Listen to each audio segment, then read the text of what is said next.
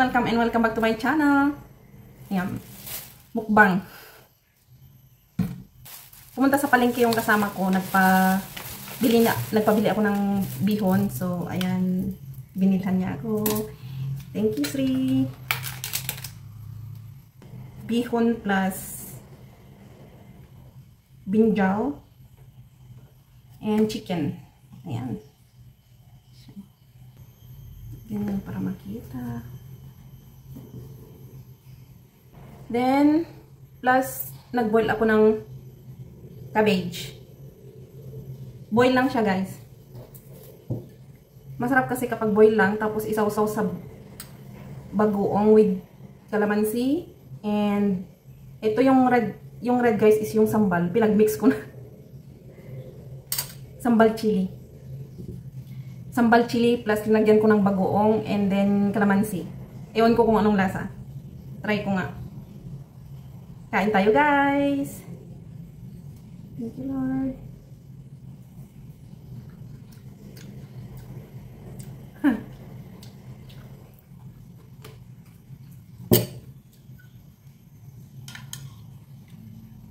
Yan na nag-mix.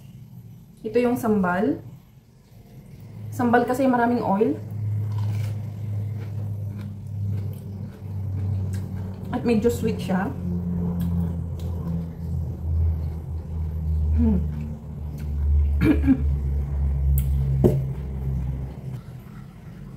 Kain po tayo, paulit-ulit.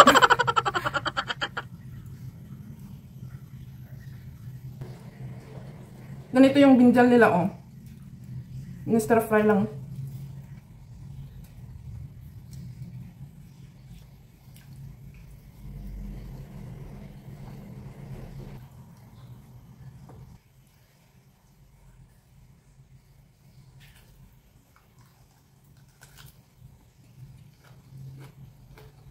Gusto ko yung cabbage na na-boil lang kasi medyo sweet. Tapos isaw-saw sa bagoong na may calamansi.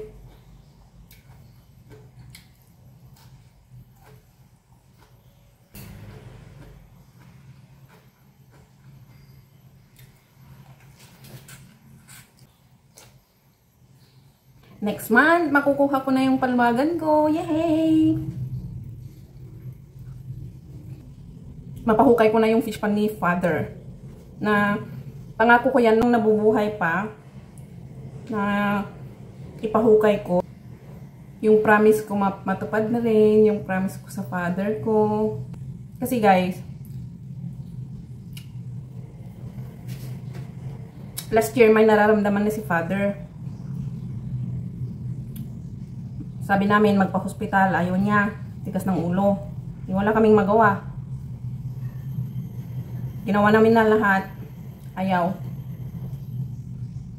Kung ganun nga, hindi natuloy kasi actually last year summer sana nadagdagan ng ano yun, ng mahukay na sana yung fish pan. Kaso hindi matuloy-tuloy kasi meron nararamdaman si Father, so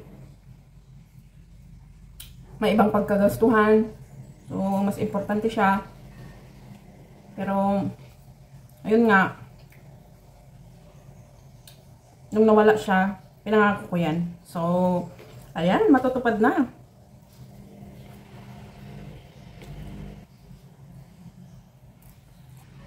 Guys, maganda to pang business sa Pilipinas. Ang style nila dito sa Singapore, iluto nila yung bihon plain. I mean, may sakit yung vegetable. At saka, kung ano yung recipe na gusto mong iluto, gaya ng chicken, or yung vegetable naman, binjal, or fish, fried fish, or tofu. What else? Yung luncheon meat, ayun. Tapos mamili ka kung anong gusto mong vegetable, anong gusto mong ilagay. So, ayan. Ganyan yung style nila dito, guys.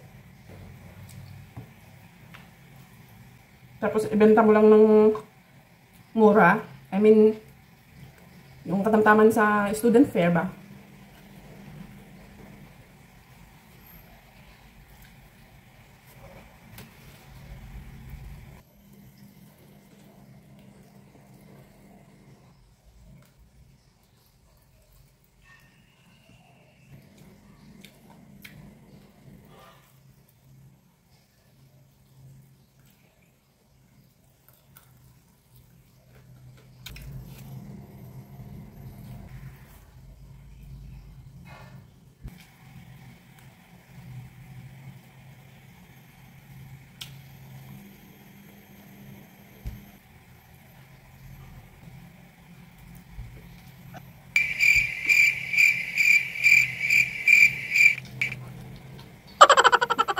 Bon pala, akala ko meat.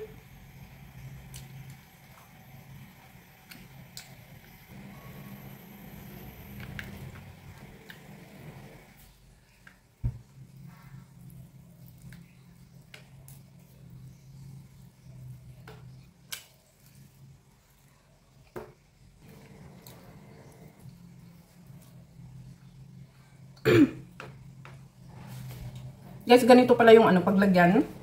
Pag dyan sa mga hawker, pag take out ka ng food, ganito yung paglagyan nila. Iba naman yung styrofoam. Ito kasi talagang pang food siya. Parang, dito sa ibabaw niya parang plastic.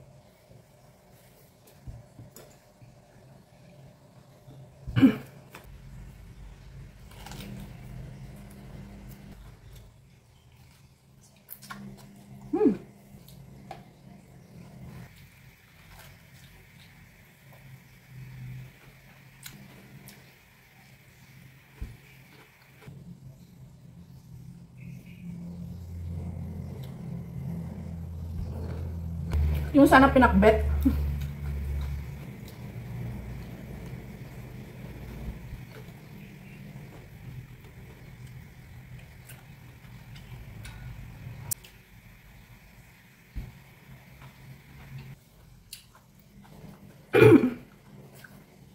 So ito guys, bihon with fried